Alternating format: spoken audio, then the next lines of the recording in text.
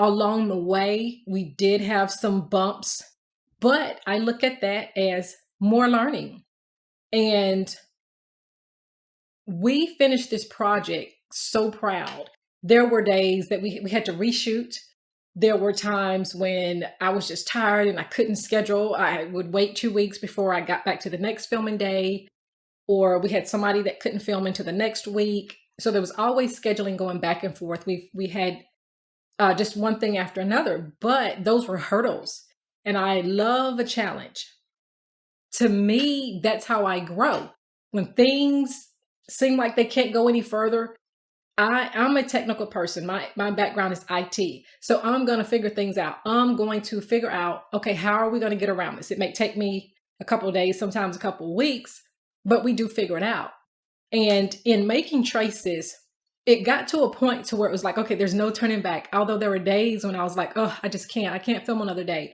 A lot of the work we did ourselves, my husband and I, after the third day, became DP, had never shot a film before, and I found myself behind the camera. I had never edited, but I edited my own work. I sat down with the software, I played around with it, and I learned it. And I edited, and I still edit.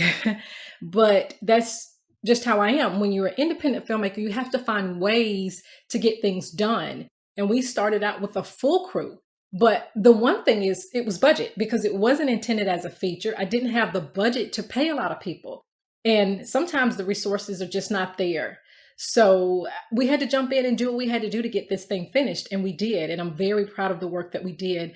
When I look at, yeah, of course, there's some things that as a new filmmaker, there's some mistakes that I made, but I look at it and I still love it. And we grow from that, because I take very good notes. I have probably 150 pages of notes from Traces alone that we use for the next project.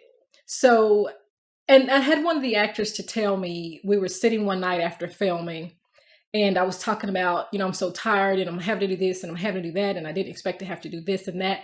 And she said, you know what, Renee, it was all in God's plan for things to fall into place as they did. It was all in God's plan for you to not have a DP going forward. It was all in his plan for you to not have a boom operator and all of these other roles that you and your husband had to do, because you needed to learn that. You needed to learn it. Not saying that going forward, you have to continue to do it, but you needed to have an understanding of how to do these positions. You needed to do that, because before that, I had no idea. I owned the camera and I could barely even turn it on. I didn't even really know how to turn it on. I didn't know any of the settings. I purchased it with the goal of somebody else is always going to do this. I'm never going to have to do this. But as an independent filmmaker, you're going to have to do some things. You're going to have to do some things. There were days when I couldn't find anybody to come out and help, but I knew we had to move forward, because had I not, and had my husband not, we probably would have been 5 years working on Traces.